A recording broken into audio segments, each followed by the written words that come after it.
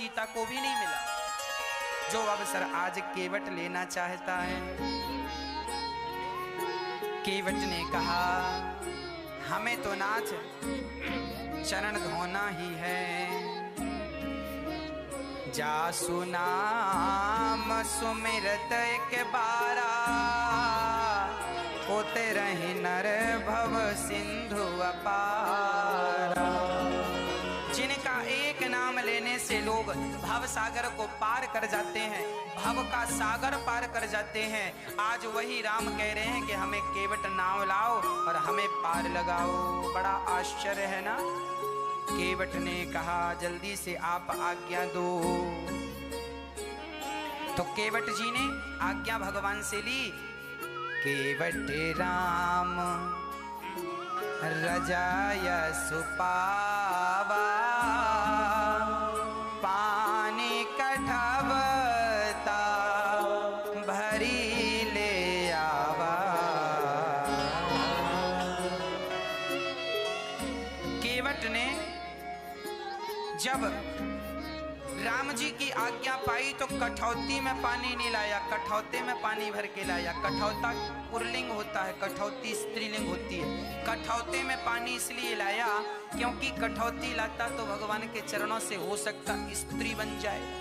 तो बोले कठौती से तो लड़की ही बनेगी, कठौता से लड़का बन जाएगा। लड़का बन भी गया तो नाव चलाने के काम आएगा, इसीलिए कठौता में पानी लाया। अब पानी लाया, बड़े से परात में एक थाली लाया, राम जी के चरणों को रखा और राम जी के चरणों को कठौता में पांव रखा। एक कठौते में पानी भरा और एक कठौता मतलब एक लकड़ी का बर्तन होता है जिससे पानी उलीछा करते। नाव में पानी भर जाए ना तो उसी से उलीछते हैं। तो कठौते में क्यों पानी लाया? केवट कहता है कि इस कठौते ने मुझे कई बार डूबने से बचाया। पानी नाव में भर जाता तो कठौते उलीछते हैं, इस कठौते ने कई बार मुझे डूबने से बचाया है। तो केवट कहता है कि कठौता कई बार तूने मुझे डूबने से बचाया है, आज मैं तेरे ऊपर राम के चरण रखवा करके मैं तुझे भी डूबने से बचा लूंगा, तू भी डूबने से बच जाएगा। राम के चरण जब तेरे मस्तक पर आ जाएंगे तो तू भी भव सिंधु को पार कर जाएगा। केवट ने घिस घिस के चरण धोए, खूब आनंद से चरण धोने लगे तो राम जी हिलने लगे। राम जी बोले जरा धीरे धीरे चरण धो, हम गिरे जा रहे हैं। केवट बोला मेरे सिर पे हाथ रख लो। जब केवट के सिर पे राम जी ने हाथ रखा तो राम जी की आंखों में आंसू आ गए। केवट ने कहा सरकार आप रो क्यों रहे हैं? केवट के वचनों को सुनकर राम जी ने कहा केवट मैंने सुना था कि अभी तक मैं ही भक्तों को संभालता हूँ, पर आज पता चल गया कि तुम जैसे भक्त तो हमें भी संभाल लेते हो। राम जी जब डगमग डगमग डोलने लगे तो केवट ने राम जी को संभाल लिया। राम जी केवट के मस्तक पर हाथ रखते हैं और जब चरण धोए, चरण धो करके राम जी ने कहा अब लगाओ पार। पत्नी को बुलाया, सुनती हो भाग्यवान? पत्नी आई, क्या है? अरे बोले तुम हमसे 10 साल छोटी हो, जरा तुम पांव धो। और पांव में देखो धूल तो नहीं लगी। अब पत्नी भी घिसने लगी। तभी बच्चों को बुलाया, यहाँ आओ यहाँ आओ। बच्चे आए, बोले तुम्हारी आंखें बढ़िया नहीं है, तुम भी धो। मानो केवट राम के चरणों से सबको जोड़ रहा है। ये हमें भी सीखना है, हम भी अपने बच्चों को राम के चरणों से जोड़ें। और केवट सबको, अब राम जी बोले अब देर ना लगाओ, पांव धुल लिए, अब आप हमें पार लगाओ।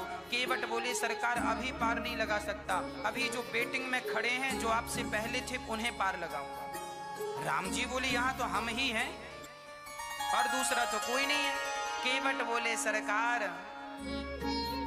हमारे जो पूर्वज हैं इनको हमारे जो पद पखारे जलपान करे, आप सहित परिवार पितर पार करि प्रभु पुनि मुदित गयों ले पार। अपने अपने आप को चरणामृत पिया, अपने पितरों के नाम से चरणामृत छोड़ा, तो भगवान के चरणों का चरणामृत जब पितरों के नाम से छोड़ा तो केवट के सारे पितर तर गए। पितर पार, सब पार हो गए, जो वेटिंग में थे सब पार हो गए। आकाल मृत्यु हरणम सर्वव्याधि विनाशनम विष्णुं पादोदकं पीत्वा पुनर्जन्म न विद्यते। भगवान के चरणामृत की महिमा है। आप रोज ठाकुर जी को नहलाते हो ना, भगवान को बढ़िया से थाली में बिठाओ, ठाकुर जी को, श्याम सुंदर को, लड्डू गोपाल जी को और सालिग्राम भगवान जी को एक थाली में कमल दल बनाओ चंदन का, कमल दल चंदन का बनाओ और भगवान को बिठाओ और जल से दूध से स्नान कराओ, और भगवान को नहलाने के बाद जो पानी बचता है ना वह चरणामृत होता है। उस चरणामृत को पिया करो, बच्चों को पिलाया करो, परिवार में सबको पिलाया करो। जो चरणामृत पी के रोज निकलते हैं उनकी अकाल मृत्यु कभी नहीं होती, अर्थात जो भगवान की शरण में होते हैं भगवान उनके रक्षक होते हैं। अकाल मृत्यु हरणम, अकाल मृत्यु कभी नहीं होती। किसकी? जो भगवान के चरणामृत का नित्य सेवन करता है। चरणामृत जो स्नान के बाद जल है उसका चरणामृत ठाकुर जी का लिया करो। केवट ने अब राम जी को नाव में बिठाया और नाव डगमग डगमग चली, डगमग डगमग चली। अब नाव भंवर में यहाँ वहां हिचकोले खाने लगी। राम जी ने कहा केवट जरा आहिस्ता धीरे धीरे नाव चलाओ, हमसे तैरना नहीं आता, नाव डूब गई तो। केवट बोले सरकार आप मेरा हाथ पकड़ लो। तब सिया जी ने अपनी अंगूठी राम जी को दी, इनको उतराई दे दो। केवट बोला सरकार नाई से ना नाई ले तो धोबी से ना धोबी ले, तो उतराई दे के नाथ जात ना बिगाड़ियो। धोबी से कपड़ों की धुलाई नहीं लेता, नाई नाई से सेविंग के पैसे नहीं लेता। आप भी केवट हो, मैं भी केवट हूँ, एक केवट भला दूसरे केवट से पैसे कैसे लेगा। राम जी बोले मैं कहाँ केवट हूँ। केवट बोला सरकार मैं छोटा केवट हूँ, आप बड़े केवट हैं। क्यों? मैं कहाँ के, मैं तो क्षत्रिय हूँ। केवट बोला सरकार आप क्षत्रिय नहीं, आप केवट हैं। कैसे? बोले आप मेरे घाट आए तो मैंने आपको पार लगा दिया, जब मर कर के आपके घाट आऊंगा तो आप भव सागर से पार लगा देना। मैं भी पार लगाता हूँ, आप भी पार लगाते हैं। हर कितना है, मैं गंगा से पार उतारता हूँ, आप भव सागर से पार लगाते हैं। तो नाथ जब आप मेरे घाट आए सो मैंने पार लगाया, जब मैं आपके घाट आऊं तो आप मुझे पार लगा देना, है ना। भगवान से यही प्रार्थना करनी चाहिए कि हे नाथ मुझे अपना लो, मुझे स्वीकार कर लो, मुझे स्वीकार कर लो, मुझे स्वीकार कर लो। मैं पुष्प बन के आपके चरणों में चढ़ने आया हूँ, मुझे स्वीकार कर लो। मैं तुलसी का पत्ता बनकर आपके चरणों में चढ़ने आया हूँ, मुझे स्वीकार कर लो। नाथ मैं आपका हूँ। केवट की तरह समर्पण कर देना चाहिए। राम जी वहां से आगे चले हैं और राम जी विश्राम करते हैं एक पेड़ की छांव में। राम जी देखिए माँ की आज्ञा मानने के लिए, पिता की आज्ञा का पालन करने के लिए नंगे पांव चल रहे हैं। सीता माता जब चलती है ना तो उनके पांव में कांटा लग जाता है। सीता माँ जोर से चीखती हैं, आंखों में आंसू आ जाते हैं। तुरंत राम जी सीता के चरण पकड़ते हैं और अपने हाथ से सिया जी के चरणों के कांटे निकालते हैं ना। सिया के पांव में कांटा लग जाए तो राम जी निकालते हैं, और राम जी के पांव में कांटा लग जाए तो लक्ष्मण जी निकालते हैं। सिया जी के चरणों की सेवा स्वयं राम करते हैं, क्योंकि सिया को आप केवल सिया अर्थात राम की पत्नी ना समझना, ये तो जगत जननी है। भगवान लक्ष्मी के अधीन होते हैं। एक बात बताओ, जब बेटे विदा करते हैं। भगवान थके हुए थे और गांव की स्त्रियां भगवान को देख रही हैं। दूर दूर से गांव की स्त्रियां भगवान को देखने के लिए, बच्चे, स्त्रियां, पुरुष सब आ रही हैं और भगवान की सुंदरता देखकर सब मनमोहित हो रही हैं। कितने सुंदर हैं रघुनाथ जी, कितनी सुंदर हैं जानकी माता। उभय बीच सिय सोहही, सोहती कैसे, ब्रह्म जीव विच माया जैसे। भगवान श्री राम और लक्ष्मण के बीच में माता सीता सुशोभायमान है। चलते चलते एक गांव आया।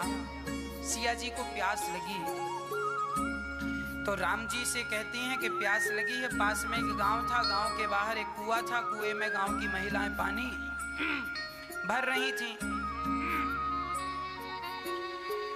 सब लोग पानी भर रहे थे कि सिया माँ पहुंच गई। कहा बहन बड़ी प्यास लगी है। तो गांव की वो सखियां जो पानी भर रही थी, राम जी और सिया जी को देख कर ना इतने मोहित हो गए। बाल्टी में पानी भरें और बाल्टी से पानी डालें और जानकी जी दोनों हाथों की ऐसी अंजलि बनाकर पानी पीती जा रही हैं। राम जी ने पानी पिया, लक्ष्मण जी ने पानी पिए और पानी पीकर लक्ष्मण जी ने राम जी के चरणों में पानी डाल दिया ताकि चरण थोड़े ठंडे हो जाएं। जानकी माँ ने अपने चरण धोए हैं।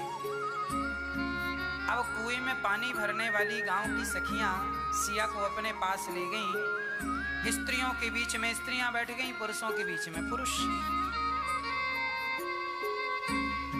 गांव की सखियां कह रही हैं सीता से, क्यों ये दो पुरुष कौन हैं? सिया जी ने बड़ा प्यारा जवाब दिया। ये जो सांवले हैं ना, सांवले, ये जो गोरे गोरे हैं ना, गोरे, ये गोरे वाले हमारे देवर जी। अच्छा, ये गोरे वाले छोटे वाले तुम्हारे देवर हैं? हाँ हाँ देवर जी। अच्छा, ये बड़े वाले कौन हैं? बड़े वाले सिया जी ने ये नहीं कहा कि हमारे पति हैं। क्या मर्यादाएं थी बोलने की? सिया जी ने कहा ये हमारे देवर हैं और ये हमारे देवर के बड़े भैया हैं। अर्थात आज की स्त्री तो ये हमारे हस्बैंड हैं।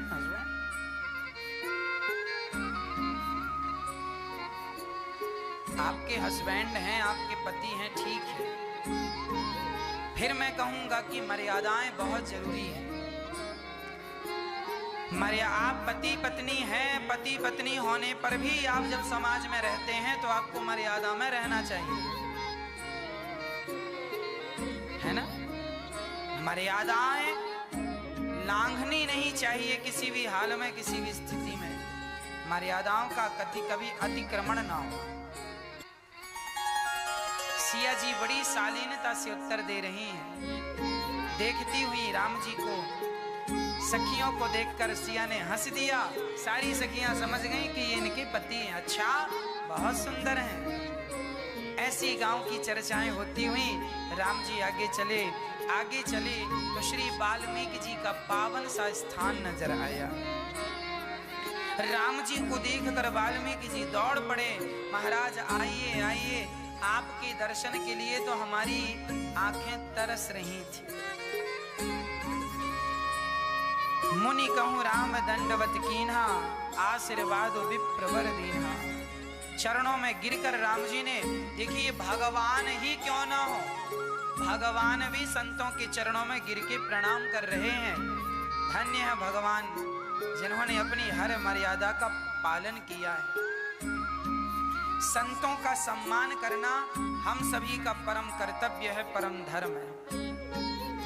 इसीलिए हम कहते हैं कि गौरी गोपाल संत निवास जो बनेगा, यह आपको एक कुल को तारने वाला है। जब हम 1 गज भूमि का सहयोग करेंगे और उसमें संत निवास बने और संत रहें तो उनके भजन का प्रभाव हम पर भी तो पड़ेगा। इसीलिए संत सेवा जरूर करनी चाहिए। हाँ, वाल्मीकि जी भगवान की सेवा करते हैं, भोजन प्रसादी जो भी फल फूल इत्यादि भोजन प्रसादी कराया। और राम जी ने वाल्मीकि जी से कहा, प्रभु आप हमें कोई स्थान बताइए जहां हम रह सकें। तो वाल्मीकि जी भगवान को रहने के स्थान बता रहे हैं। जगु पे खन तुम देख निहारे, विधि हरि शंभु नचावनिहारे। वाल्मीकि जी ने कहा, वाह प्रभु, जो ब्रह्मा और शंभु को भी नचाते हैं वो आज हमसे पूछ रहे हैं कि हम कहाँ रहें। आप ही बता दो आप कहाँ नहीं हैं। जब राम जी ने कहा कि हमें रहने का कोई स्थान बताओ, हम कहाँ रहें, तो राम जी से पूछ लिया वाल्मीकि जी ने, आप ही बताइए कौन सी जगह है जहाँ आप नहीं हैं। हरि व्यापक सर्वत्र समाना, आप सब जगह हैं। राम जी ने कहा, हम सामान्य लीला कर रहे हैं, सामान्य स्थान बताइए। तब उन्होंने कहा कि सुनिए प्रभु, कर नित्य करहि राम पद पूजा, राम भरोसे हृदय नहीं दूजा। अब राम जी को कह रहे हैं वाल्मीकि जी आप यहाँ रहो। कहाँ? बोले जिनके हृदय में सदा आप विराजते हो, अर्थात जो दिन रात आपका चिंतन करता हो। प्रभु आप जाओ ऐसे भक्तों के हृदय में जाकर के बैठ जाओ। आपका स्थान कहाँ है? भक्तों का हृदय। चरण राम तीर्थ चली जाही, राम बसहु तिनके मन माही। जिनके चरण तीर्थों की ओर जा रहे हैं, जो लोग तीर्थ यात्रा करते हैं ना, ऐसों के हृदय में जाकर के आप बैठ जाइए। हमारे हिंदू धर्म में तीर्थ यात्रा लोग करते हैं। भगवान के ने जहाँ जहाँ भगवान ने लीलाएं की हैं उन स्थानों को जरूर देख लेना चाहिए। मरने के पहले बिहारी जी का दर्शन कर लो, जगन्नाथ जी का दर्शन कर लो, द्वारिकाधीश जी का दर्शन कर लो, विठलनाथ जी का दर्शन कर लो, रंगनाथ जी का दर्शन कर लो। अरे मरने के पहले इनका दर्शन नहीं किया और इनका दर्शन किए बिना प्राण निकल गए तो भगवान पूछेंगे, धरती में तुम पापड़ बेलने गए थे, क्या किया, क्यों गए थे? तो इसीलिए तीर्थ यात्रा भी कर लेनी चाहिए और तीर्थ यात्रा समय रहते कर लेना चाहिए। बुढ़ापे का इंतजार नहीं करना चाहिए, बुढ़ापा आएगा तब तीर्थ यात्रा करेंगे। समय अच्छा है, बेटा बेटी का विवाह हो गया है, शरीर में हिम्मत भी है, अभी आप 50-60 वर्ष के हो, शरीर ठीक ठाक है, जाओ चारों धाम, एक महीने रहो सब जगह।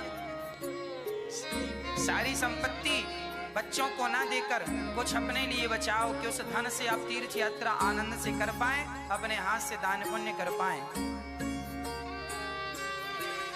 और स्थान सुनिए, मंत्र राजुनित जपहि तुम्हारा, पूजहि तुम्हि सहित परिवारा। जो परिवार तुम्हें सदा पूजता हो प्रभु और जो सदा आपके नाम का जाप करता हो, बस उसी के हृदय में जाकर के बैठ जाइए। मंत्र जाप मम दृढ़ विश्वास। जो भगवान का नाम विश्वास के साथ जपते हैं, भगवान उनके हृदय में जाकर जरूर बैठते हैं। ये भगवान का स्थान कहाँ कहाँ रहते हैं? भगवान हृदय में रहते हैं। काम क्रोध मद मान न मोहा, लोभ न क्षोभ न राग न द्रोहा। जिनके मन में काम नहीं है, क्रोध नहीं है, लोभ नहीं है, राग नहीं है, द्वेष नहीं है, ऐसों के हृदय में, जिनका हृदय बिल्कुल निर्मल हो गया है, उनके हृदय में जाकर के बैठ जाइए। निर्मल मन जन सो मोहि पावा, मोहि कपट छल छेद अभाव। जिनके कपट दंभ नहीं माया, तिनके हृदय बसहु रघुराया।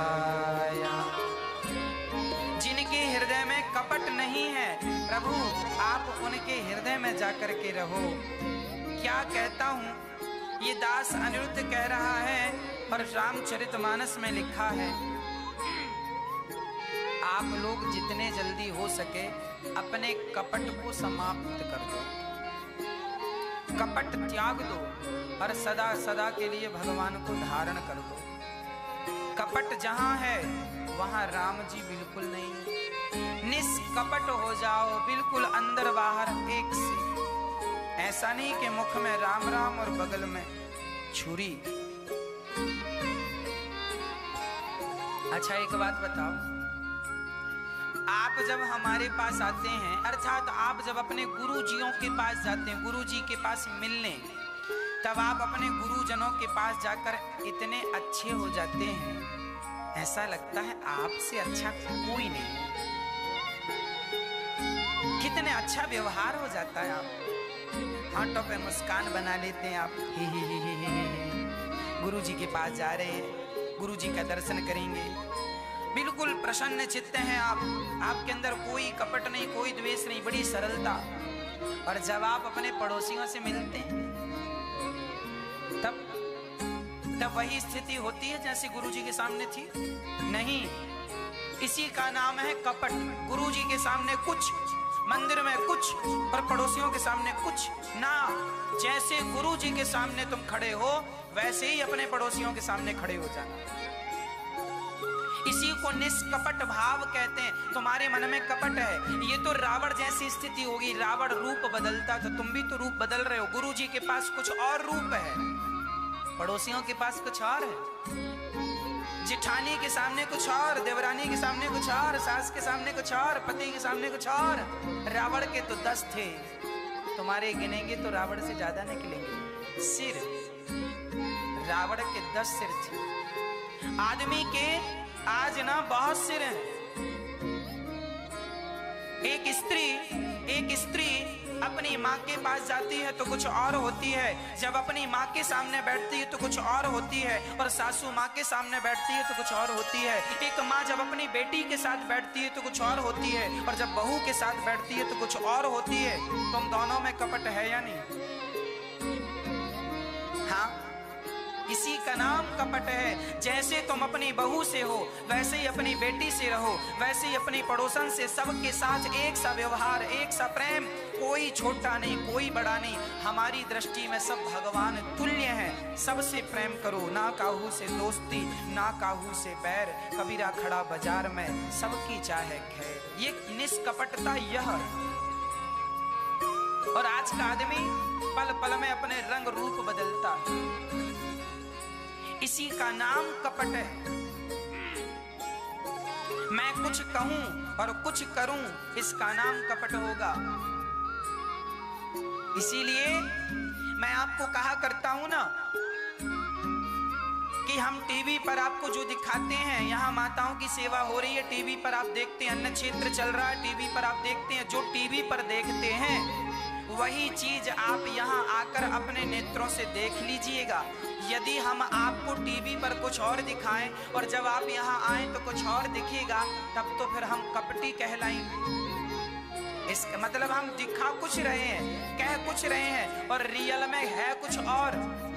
इसीलिए हम कहा करते हैं कि दास अनिरुद्ध, मैं यदि निष्कपट हूं तो मेरी निष्कपटता का आप स्वयं आकर निरीक्षण कर लें। आप खुद वृंदावन जब भी आए तो यहाँ पर जो माताओं की सेवा हो रही है, आप खुद माताओं से पूछ लें कि उनकी कैसी सेवा हो रही है। यहाँ पर आप आए, और मैं कहता हूँ कि लगभग 2 से 3 हजार लोग रोज भोजन करते हैं, तो आप आए और अपने नेत्रों से आकर देख लें और अपने देखकर संतुष्टि कर लें। ऐसा तो नहीं कि मैं कुछ और कह रहा हूँ और यहाँ कुछ और है ना। यदि मेरी कथनी और मेरी करनी और मेरी कहनी अलग अलग हो गई तो फिर मैं कपटी होऊंगा। इसी का नाम कपट है। मैं कह कुछ रहा हूँ और कर कुछ रहा हूँ, ये कपट है। और जैसा मैं कह रहा हूँ वैसा ही कर रहा हूँ, यही निष्कपटता, ये निष्कपट व्यक्ति है। इसीलिए मैं आपसे केवल इतनी प्रार्थना कर रहा हूँ कि आप मरने के पहले ये जो कपट की गंदगी है ना, मत करो। जेठानी से झगड़ा, सास से, बहू से, कोई फायदा नहीं। तुम कितने दिन के मेहमान हो, क्या करोगे ये जंजाल पाल के, क्या करोगे ये झगड़ा पाल के। तुझे जो करना है तू कर, तुझे जो गालियां देना है मुझे दे दे, पर मेरे से तुझे गालियां नहीं दी जाएंगी। तेरे मन करे तो मेरे गाल में 10 थप्पड़ आके जमा दे, मार दे, पर मेरे से मारा नहीं जाएगा। मैं तुझे नहीं मार सकता, तू मुझे मार ले, तेरा दिल करता मार ले, जूतों से मारना है मार ले, मैं नहीं मार सकता। मुझे पता है मर जाऊंगा थोड़े दिन बाद। क्या मैं ये करने आया हूँ, किसी की निंदा करने आया हूँ, तेरी बुराई करने आया हूँ, जूते चप्पल किसी को मारने आया हूँ, ये करने आया हूँ? अरे मनुष्य का शरीर भगवान को पाने मिला है। मत गवाओ शरीर, मत गवाओ समय, आज मिला है कल मिलेगा इसकी कोई गारंटी नहीं। बड़े भाग्य से दुर्लभो मानुषो देहो, देहि नाम क्षण भंगुर। बड़े भाग्य से मिला है मेरी माँ, मत गवाओ, मत संसार में उलझो। ये छोटी मोटी लड़ाई झगड़ा सबके होता है, इनमें उलझ करके अपना समय बर्बाद ना करो। शांत चित्त से भगवान का चिंतन करो। जहां निष्कपटता है वहां भगवान है। अंत में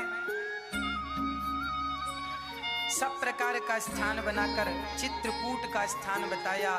देवताओं ने आकर पर्णकुटी बनाई और सीताराम लक्ष्मण उस चित्रकूट की सुंदर सी घास की झोपड़ी में राम जी सकुशल रहने लगे। बोलिए सियावर रामचंद्र की